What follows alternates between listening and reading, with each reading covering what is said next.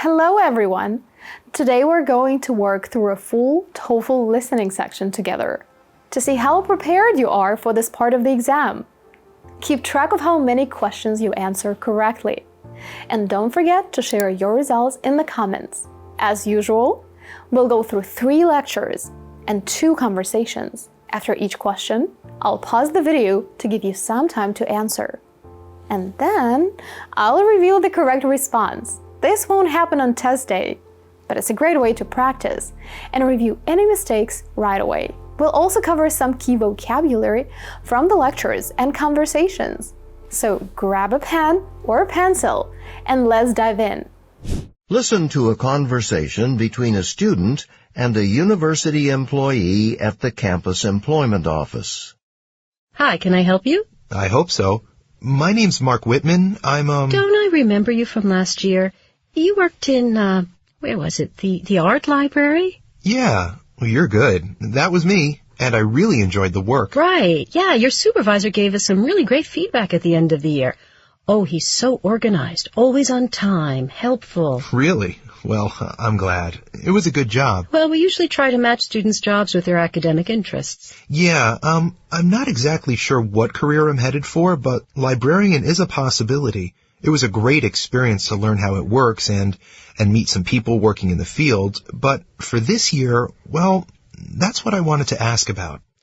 Oh, how come you waited so long to come in? You know how fast campus jobs fill up. If you'd come in earlier, you could probably have gotten the library job again. I mean, since you have the experience from last year, you don't need the training and all. But it's been filled now. Yeah, I know. But I'd planned to get a job working at a restaurant off campus this year. I really need to make more money than I did last year, and working as a waiter, there's always the tips. But I've tried a ton of places, and I haven't found anything. I know it's really late, but, well, I was wondering if maybe there was some job that hadn't been taken, or maybe someone started a job and, had to drop it or something. Well, I doubt you'll find anything. Could you possibly check? I know it's a long shot, but my friend Suzanne, she takes photography classes in Harrison Hall, and she sort of thought there might be an opening in the janitorial staff. Why does your friend, the photography student, think she has information about a janitorial staff opening? I'm pretty sure those jobs are filled. In fact, I remember taking lots of applications for them. But let me double-check it online. She said the whole studio arts building, and especially the photo lab, have been kind of, sort of messy lately. I mean, she says there's, chemicals and stuff left out, and, it's like no one's been cleaning up. Oh, but that could just be, students using the lab after hours or something, like after it's been cleaned. Hang on. There is an asterisk next to one of the job numbers here. There's a note. Let's see. Your friend's right. Seems like one of the student janitors quit a couple of weeks ago for some reason. Well, whatever. It looks like this is your lucky day. Wow, that is so great. So, who's the contact person? Check with the janitorial office. Fine. Thanks so much. Why does the student go to the employment office?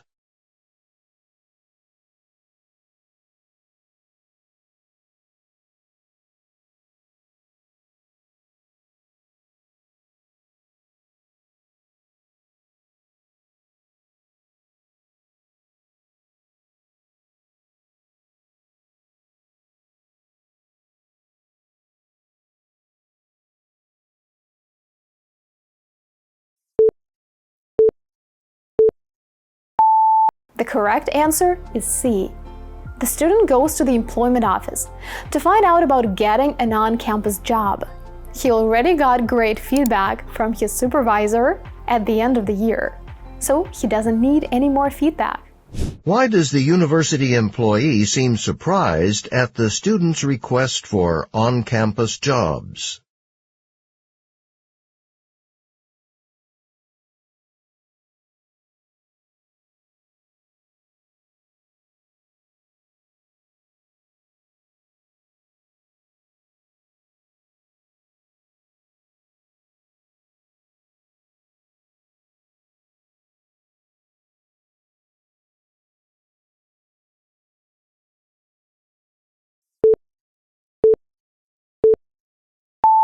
The correct answer is B. The woman is surprised at the student's request because she expected him to apply earlier in the semester. She says jobs on campus fill up very quickly, and the library job that a student had last year has already been filled. What does the student imply about the job he had at the library last year?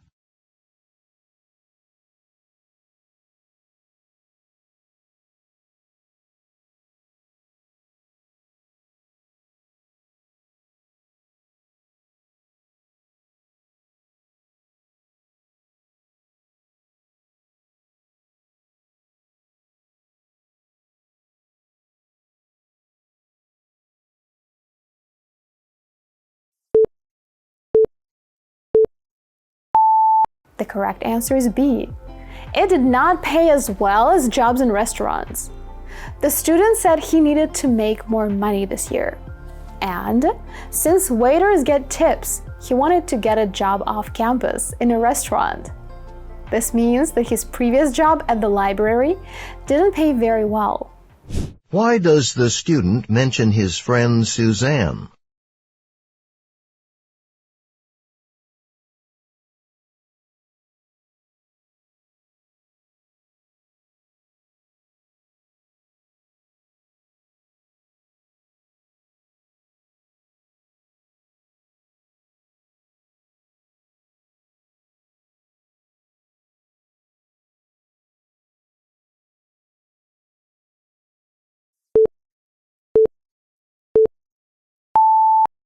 D is correct, to explain why he thinks there is a job opening. The student mentions that his friend, Suzanne, takes photography classes in Harrison Hall, and she told him that there might be an opening in the janitorial staff. What can be inferred about the woman when she says this?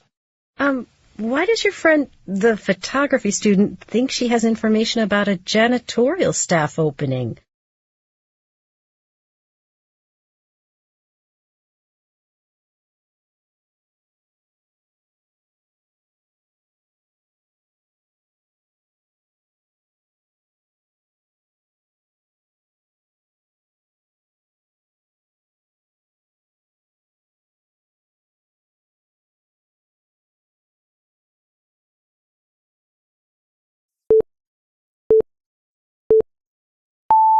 The correct answer is C.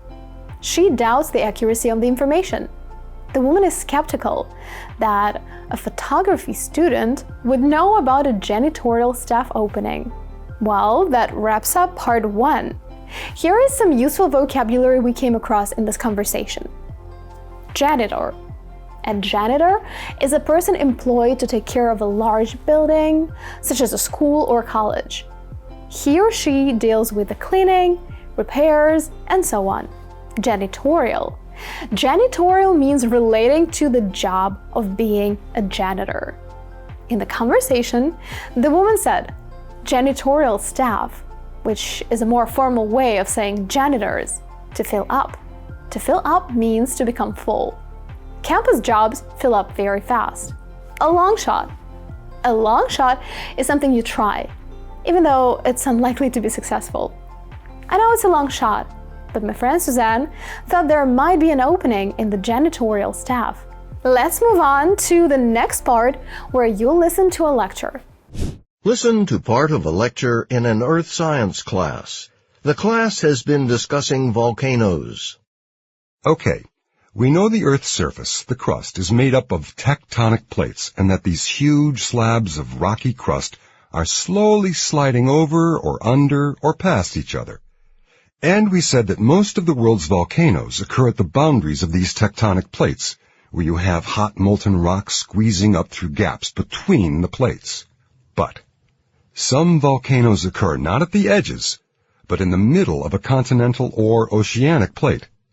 The Hawaiian Islands, for example, are thousands of kilometers away from any plate boundary, and yet you have vast amounts of magma, molten rock or lava, flowing up through the Earth's crust, which means, of course, that volcanic activity there can't be explained simply by plate tectonics. So, how do we explain these volcanic anomalies these exceptions to the general rule? Well, back in 1963, a geophysicist by the name of Wilson came up with a hot spot theory to explain how this particular type of volcanic activity can occur, and can go on for maybe tens or even hundreds of millions of years. Wilson's theory was that hotspots exist below tectonic plates, and they're the cause of these volcanoes. But what causes the hotspots? Well, the most popular theory that's been proposed is the plume hypothesis. According to this hypothesis, plumes, basically columns of extremely hot magma. These plumes well up from deep inside the planet's interior, maybe even as deep as its core, and rise all the way up to melt through the Earth's crust. Imagine a burning candle, and imagine moving a sheet of heavy paper slowly over the flame of the candle. You're going to get a series of burn spots in the paper. Well, that's just like what's happening with the Hawaiian Islands, but instead of a sheet of paper, you've got a tectonic plate, and it's moving over this plume of intensely hot magma, and rather than a series of burn spots in the paper, you're getting a chain of volcanic islands where the hot plume melts through the crust under the Pacific Ocean at one point after another, with active volcanoes on the younger islands that are now just above the plume. And the other islands, well, the farther away from the plume they are now, the older they are, and the longer ago their volcanoes went dormant or extinct. Incidentally, volcanic islands may seem small, but the island known as the Big Island of Hawaii is one of the tallest topographic features on the planet, more than 5 kilometers from the seafloor to the ocean surface, and almost that much again, up to its highest peak. That's nearly 10 kilometers from ocean floor to the highest point on the island, which makes it taller even than Mount Everest. So, you can imagine the huge amounts of magma or lava that have flowed up to form even just this one island, much less the whole chain of islands.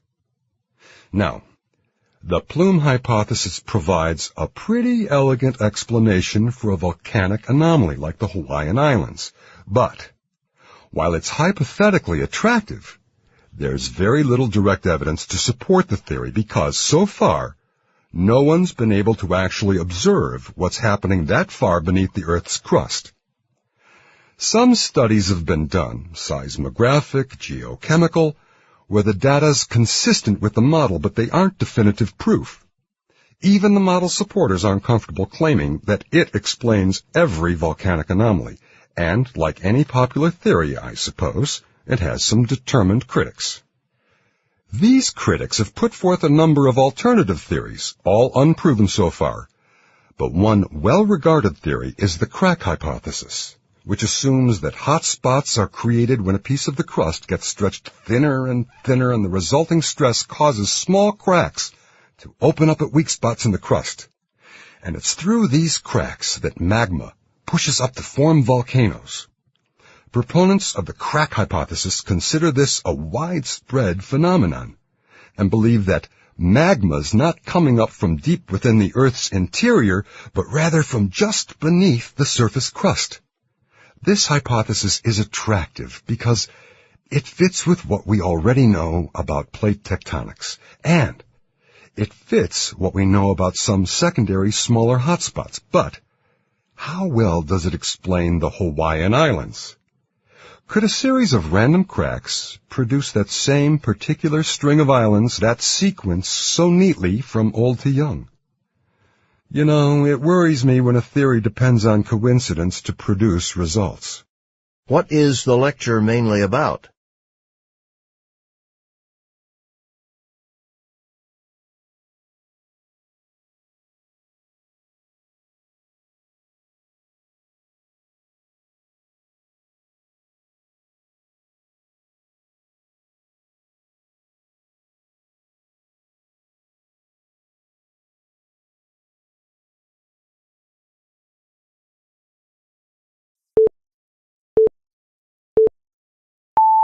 The correct answer is C. Explanations for why volcanoes occur in some locations. At the beginning of the lecture, the professor says that we know what tectonic plates are. and that most volcanoes occur at the boundaries of the tectonic plates. But some volcanoes do not. They occur in the middle of the tectonic plates. Then the professor asks, so how do we explain these volcanic anomalies, these exceptions to the general rule? This tells us that the lecture will be about the reasons why volcanoes occur in the middle of the tectonic plates. According to the professor, why was the hotspot theory originally proposed?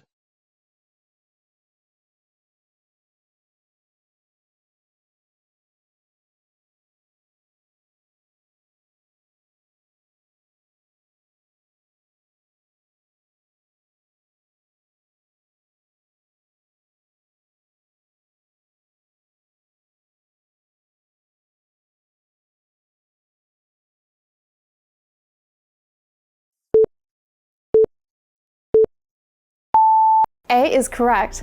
To explain prolonged volcanic activity far from plate boundaries, the professor says that in 1963, a geophysicist, Wilson, came up with a hotspot theory to explain how this particular type of volcanic activity can occur. By this particular type of volcanic activity, he means volcanic eruptions that occur in the middle of a tectonic plate, far from plate boundaries. Why does the professor describe moving a sheet of heavy paper over a candle?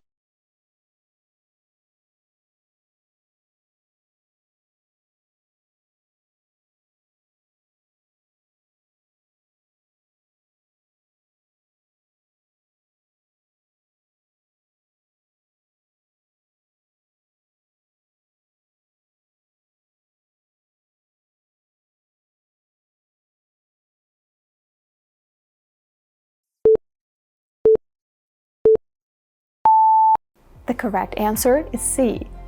To illustrate one hypothesis for the way some volcanic anomalies are formed. This hypothesis is the plume hypothesis. The professor first introduced it, then explained what plumes are, and then began to explain how they work. That's when he used the example of paper and a candle. Why does the professor discuss how high one of the Hawaiian Islands rises above the ocean floor?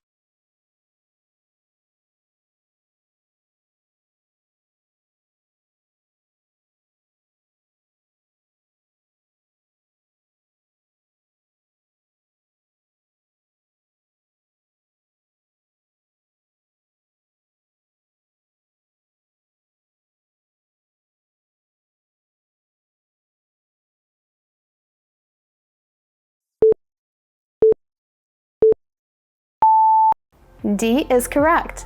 To emphasize that hotspot volcanoes can produce large amounts of magma.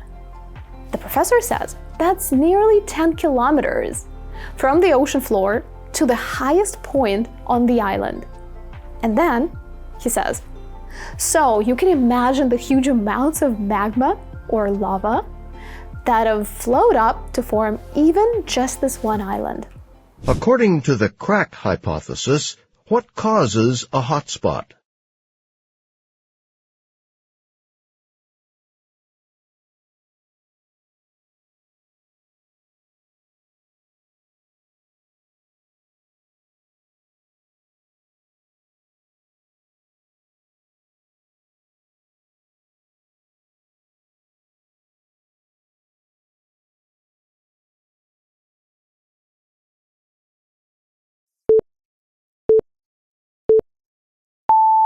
D is correct.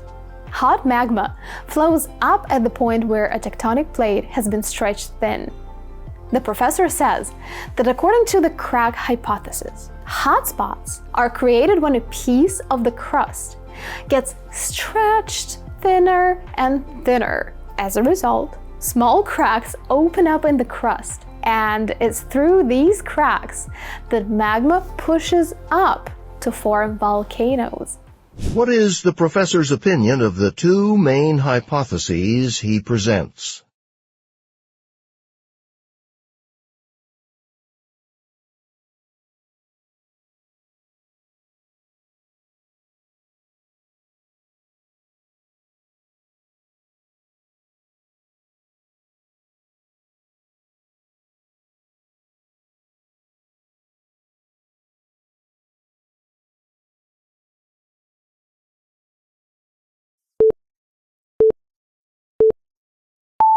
The correct answer is B.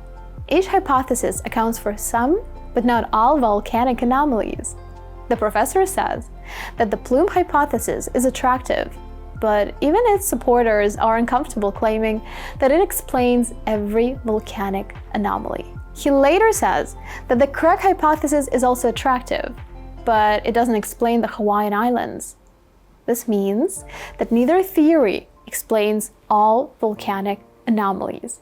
This lecture and the following questions were quite challenging, right? But even so, it's possible to answer each question correctly, if you know how to take notes effectively. In fact, note-taking is one of the most important skills you need to develop in order to do well on the TOEFL listening section. But it's not easy. Some students don't take enough notes and miss key points that could have helped them answer the questions, while others try to write everything down and lose track of the main idea. If you want to master note-taking once and for all, join our TOEFL course. We'll not only do practice tests together, but we'll also break down lecture and conversation scripts to see what's worth writing down and what's not. I'll share essential strategies for the listening section that'll make answering questions much easier, and we'll cover important words, such as campus vocabulary, that you'll undoubtedly need in the listening, speaking, and even writing sections. If you're having trouble getting the score you need on the listening section or on the TOEFL overall, just click on the link below to sign up. Now, here is some essential vocabulary from the lecture that you may encounter on all TOEFL sections. The crust. The crust is the surface of the Earth. Tectonic plates. Tectonic plates are parts of the Earth's surface. Boundaries, edges. Boundaries or edges are the lines that mark the limit of something. Molten rock.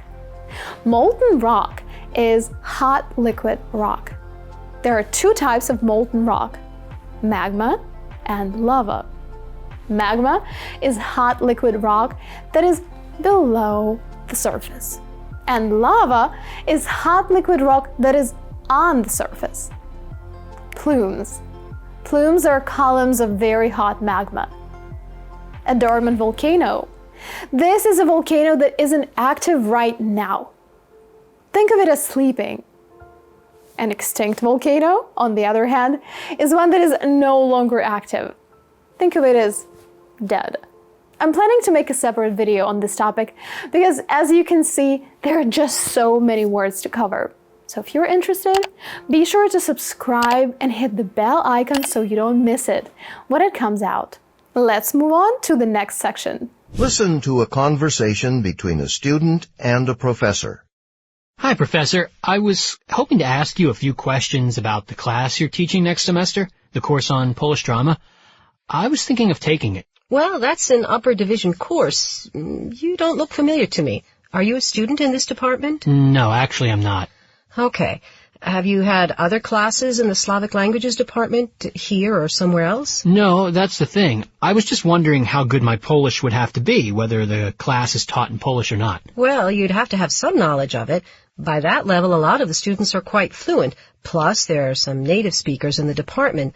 And we don't plan for it to happen, but it's pretty common for the discussions to kind of move in and out of English and Polish, and it can be difficult to follow. So, how well do you speak Polish? Not so great. It's just that my father's from there, so I'm interested in learning about, Polish history, Polish culture. Plus, I'm studying drama. I'll probably major in it. I love plays, so I thought your course might be perfect.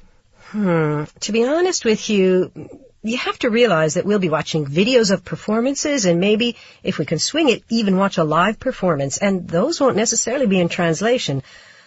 Also, texts are sometimes available in translation, but even then some references will be to the original. I'd hope you'd be fairly confident in reading. To be honest, it sounds totally over my head. You know what? I believe they'll be offering a survey course on Polish literature. Let me check here. Yes, I thought it was being offered this time. Professor Jaworski's teaching it. Let's see, it covers the major works, epic romantic poetry, the novels, And it does cover 1 or 2 plays. And this is in English? Yes, you'll be reading mostly English translations, and the discussions will be in English. Novels and poetry. They'll provide you with a great historical context for the plays, so when you do get to them, you're going to really have a feel for the times they lived in, so to speak. Plus, this course might also give you the impetus to learn more Polish. Get it to the level where you'd be ready for the other class. What are the speakers mainly discussing?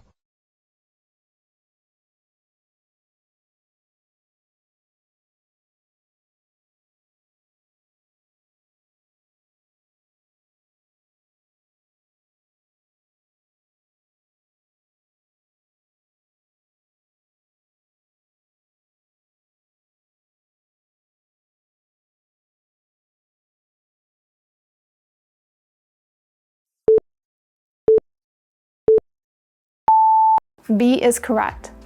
Whether the student should take an advanced course in Polish drama. This conversation was relatively easy, so I'll just give you the correct answers here. According to the professor, what will students do in her class?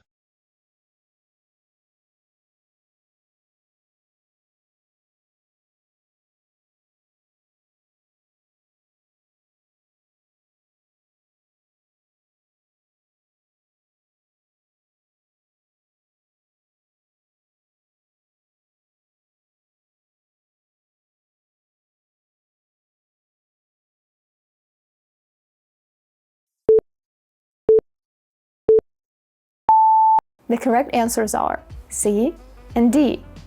Use the Polish language in class discussions and watch recorded performances of Polish plays. Why is the student interested in the professor's class?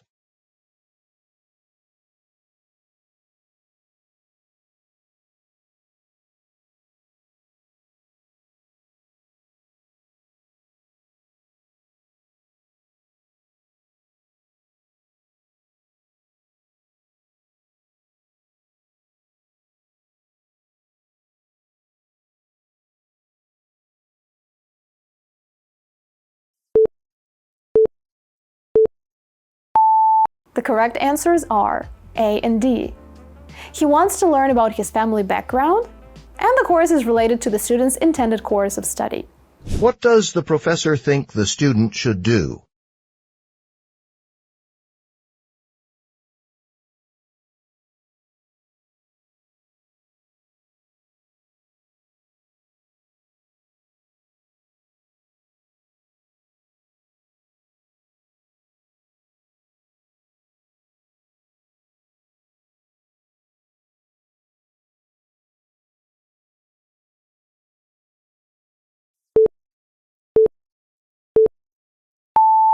D is correct.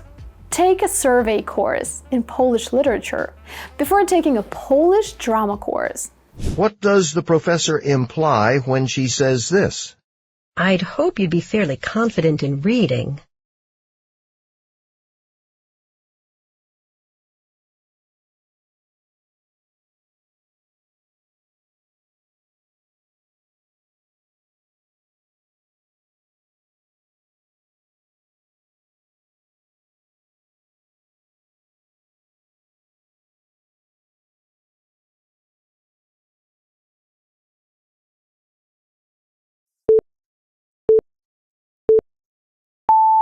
C is correct.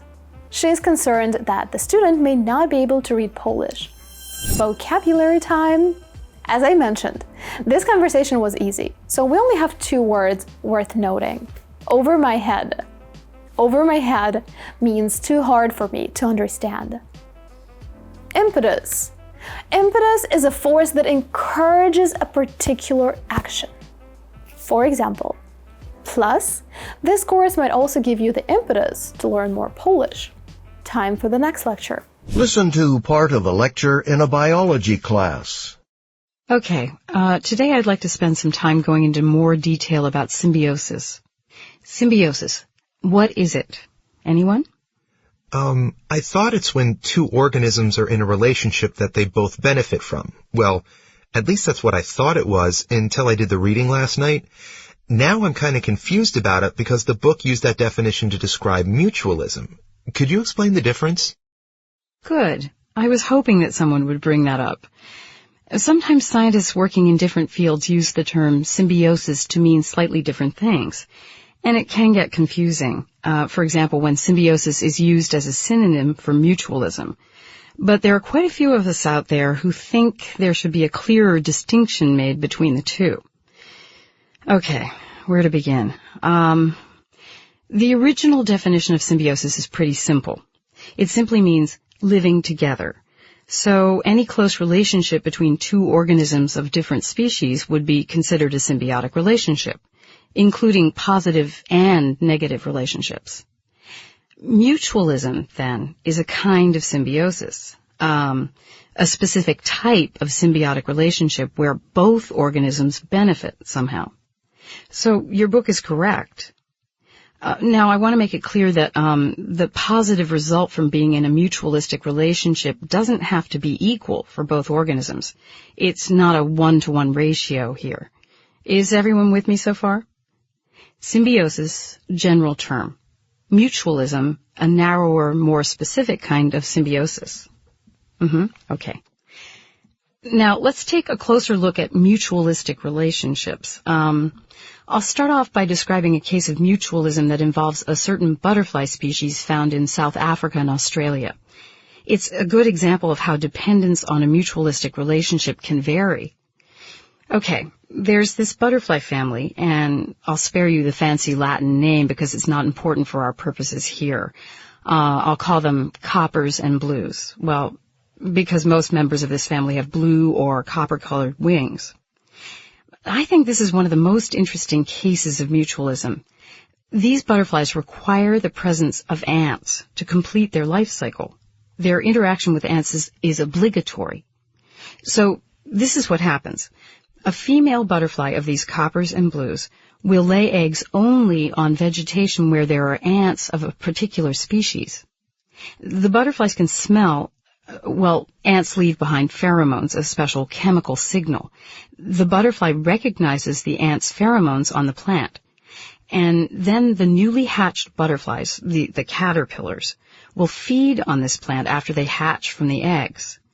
As the caterpillar gets a little older and finds shelter under nearby rocks or stones to protect itself from predators, it's always attended or escorted by ants. And it always makes its way back to the host plant to feed, guided by the ants, the ant escort service, so to speak. Now, why would the ants go through all this trouble? What's their benefit?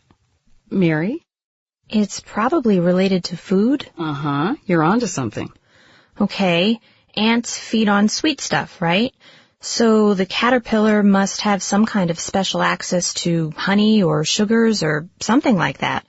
Maybe caterpillars produce honey somehow. On second thought, I'm probably way off. You're pretty close, actually. The caterpillars have a honey gland, an organ that secretes an amino acid and carbohydrate liquid. The caterpillar secretes the liquid from the honey gland, rather large quantities, enough to feed several ants. But what makes this relationship obligatory for the caterpillar? Well, if the ants don't feed regularly on the liquid from the caterpillar's honey gland, the gland overloads and gets infected. The infection will kill the caterpillar, and it'll never reach its final stage of development, becoming a butterfly. John? Okay, I just want to make sure I'm following here. The caterpillar needs the ants, or it won't make it to the stage where it can become a butterfly. And the ants do this because they get an easy meal out of it, right? But the ants don't absolutely need the caterpillar for survival because they can get food from other places, right? So it's still called mutualism, even though it seems like the caterpillar's getting way more out of it. Oh, wait, you said they don't have to equally benefit. Never mind, sorry. Yes, but there is a type of mutualism where the relationship is necessary for both organisms to survive. It's called obligatory mutualism, and we'll talk about that in the next class. What is the professor mainly discussing?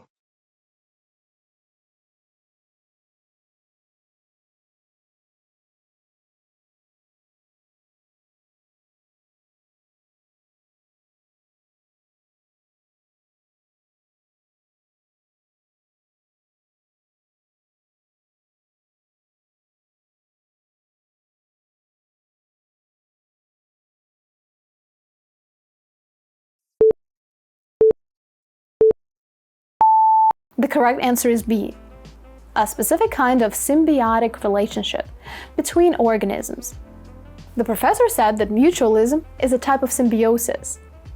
More precisely, it's a specific type of symbiotic relationship in which both organisms benefit in some way. Then the professor said, "Now, let's take a closer look at mutualistic relationships." This means that in this lecture, the professor is going to discuss mutualistic relationships, which are specific kinds of symbiotic relationships between organisms.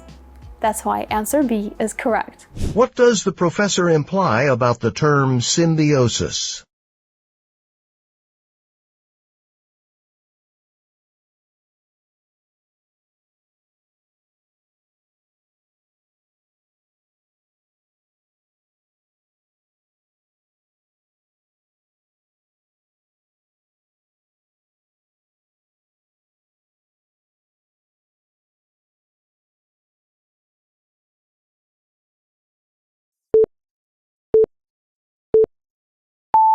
A is correct.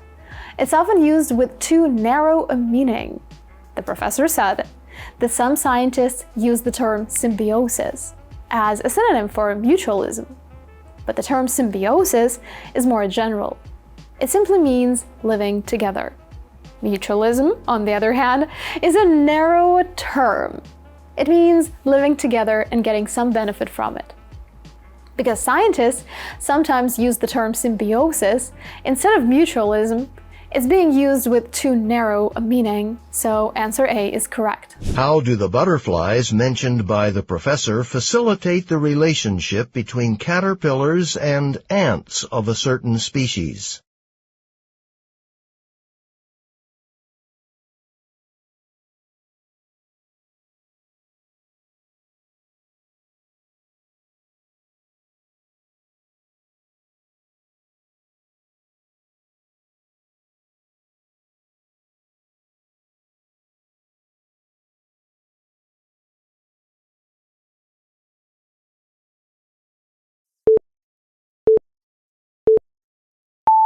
C is correct.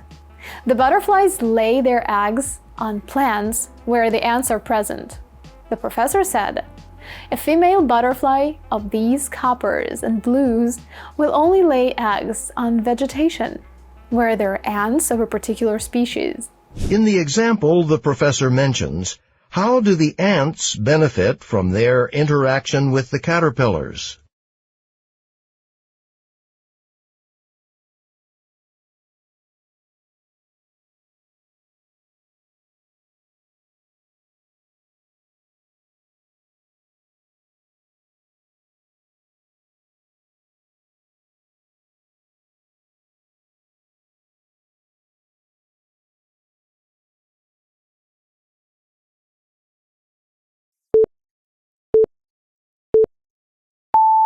The correct answer is D.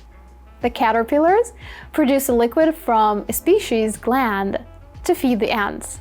The professor mentioned that the caterpillars have honey glands. They secrete the liquid from these glands, and this liquid is enough to feed the ants.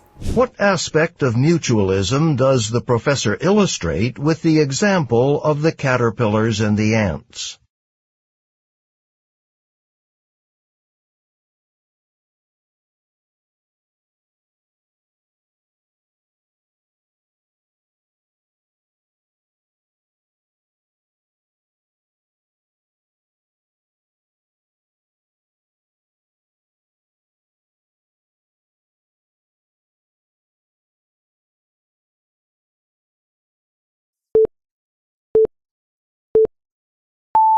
The correct answer is B. It's not necessary for both organisms to benefit equally from the relationship. Answer B is correct, because the caterpillars need the ants to survive, but the ants do not. They can get food from other places, so the caterpillars and the ants do not benefit equally. What can be inferred about the student when she says this? Maybe caterpillars produce honey somehow. On second thought, I'm probably way off.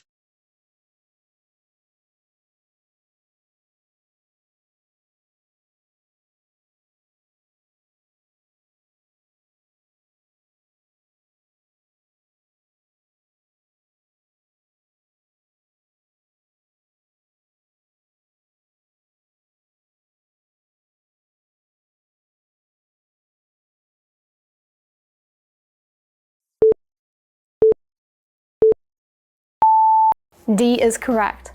She doubts that her statement is correct. The student said, on second thought, I'm probably way off, which means I'm probably completely wrong. Let's review key vocabulary from this lecture. Caterpillars. Caterpillars are little animals that look like this. Way off. Way off means to be completely wrong or mistaken. I'm way off means I'm very wrong or far from being right. To hatch. To hatch means for baby animal to come out of an egg. Newly hatched butterflies are butterflies that have just come out of their cocoons. To escort. To escort someone means to go with them to make sure they're safe. To secrete. To secrete means to produce liquid, a gland. A gland is an organ that secretes or produces liquid chemicals.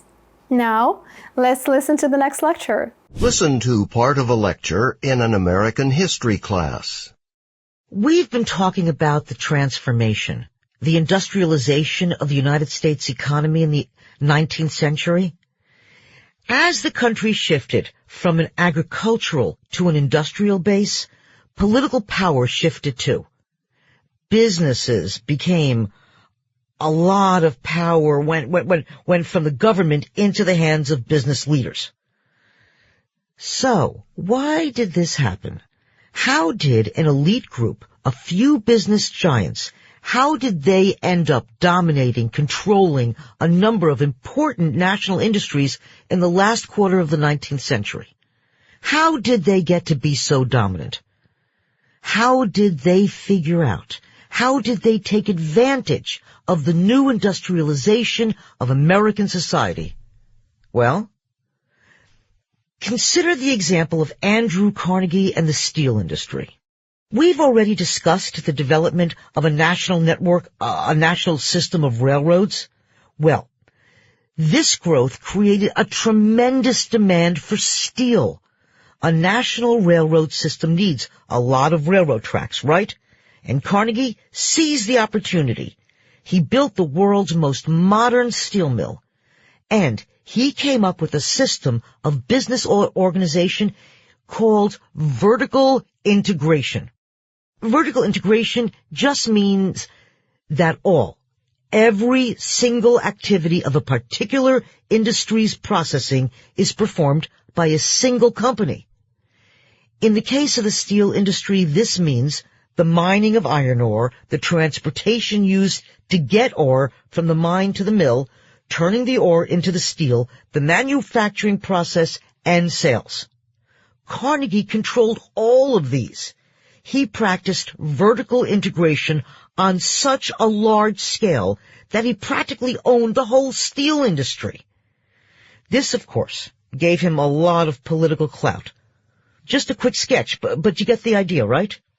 Here's another example. John D. Rockefeller. Rockefeller owned an oil refinery, but he wanted to expand his business. Since there was lots of competition in the industry, he thought the smart way to go about it would be to buy his competitors' businesses. But at the time, it was illegal for one corporation to control another. So what he did was, he created an organizational structure called a trust. A trust is, I don't have to go into that now. What matters is that a trust created a single, central management team, and that team directed the activities of what otherwise still appeared to be independent companies. This new, legal entity worked so well that at one point Rockefeller controlled 90% of the country's oil refineries, which again gave him lots of political power. So you've got two different approaches to expanding a business, and both were quite effective. Of course, these weren't the only two examples. A number of big businesses run by powerful individuals developed across, a wide range of industries, like railroads, food processing, electricity. But what they all had in common was the government let them operate pretty much how they wanted to. So why did they do that? Why did the government keep such a low profile and allow individuals to gain so much control of the industries? Well, obviously, they had the wealth and the power to influence political leaders. But also, the truth is that these industry leaders made a significant contribution.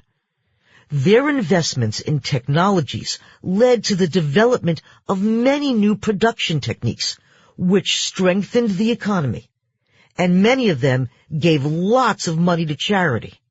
Andrew Carnegie was particularly admired for his generosity.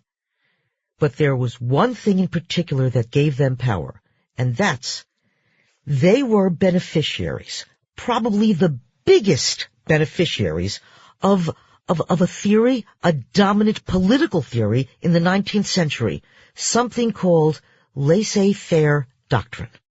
Laissez-faire roughly means let it alone, and that pretty much summarized the theory's philosophy. The idea was that government should leave business alone, allow it to operate unregulated. Legislatures weren't supposed to pass a lot of laws or worry about regulating business practices. When people did challenge a company's business conduct, I mean in court cases, well, the few laws that did exist were usually interpreted in favor of business interests. But over time, it started becoming increasingly obvious and troubling to the public that some of these big companies simply had too much control. There were criticisms that owners had too much opportunity to exploit workers and consumers, because they could control prices and wages. And small business owners and small farmers couldn't compete. So there was bad press, bad publicity. Enough that the government eventually felt it had to do something. So it passed two key pieces of legislation. One law was designed to regulate the prices set by the railroads. Another made it illegal for trusts to be used to limit competition. Both were aimed squarely at reducing the exclusive control that existed in some industries. What is the lecture mainly about?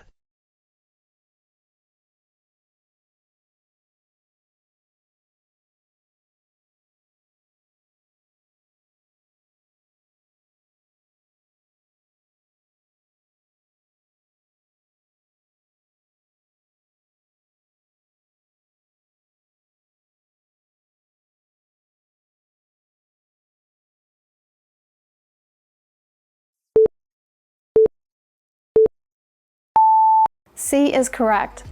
Reasons that business leaders gained political power in the late 19th century United States.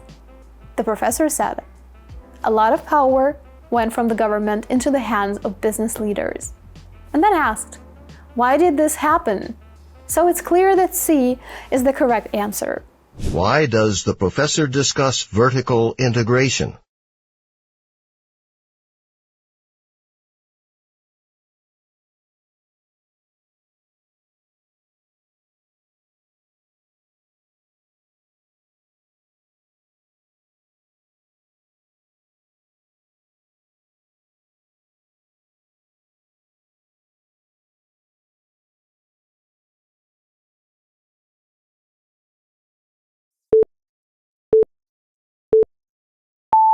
The correct answer is A. To explain how Andrew Carnegie gained control of the steel industry. The professor mentioned Andrew Carnegie and the steel industry. He said that when the demand for steel increased, Carnegie built the most modern steel mill and came up with the idea of vertical integration, which allowed him to perform all the activities of the steel industry, and as a result, practically own the entire industry. In what two ways did business leaders make a positive contribution to the United States in the 19th century?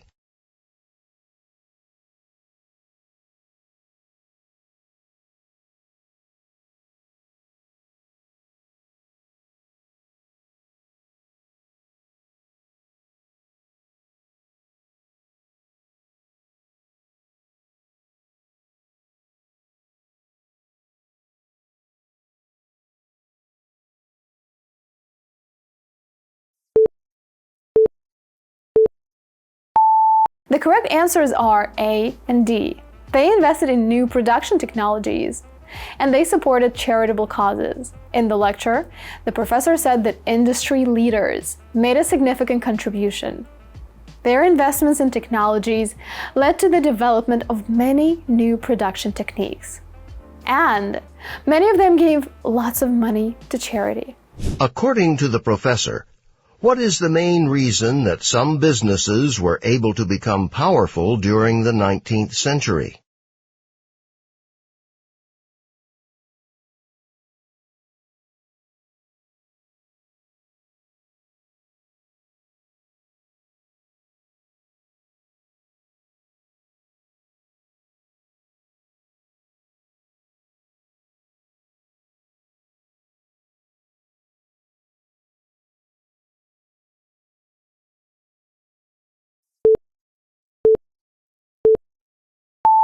C is correct.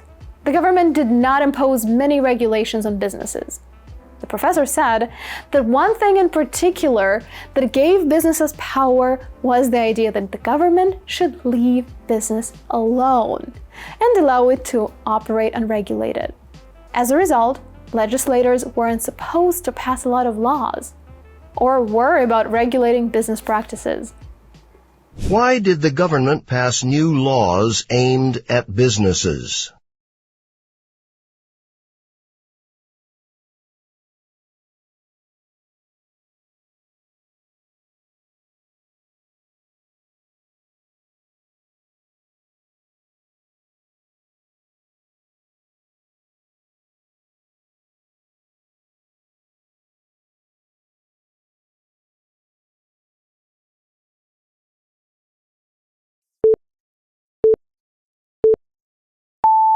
B is correct.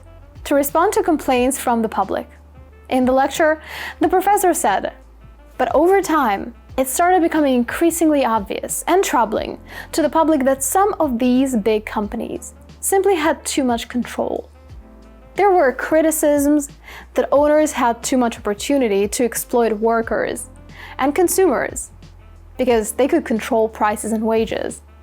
So there was bad press, bad publicity, enough that the government eventually felt it had to do something. Listen again to part of the lecture, then answer the question. A trust is, I don't have to go into that now. What matters is that a trust created a single, central management team, and that team directed the activities of what otherwise still appeared to be independent companies. What does the professor imply about the term trust?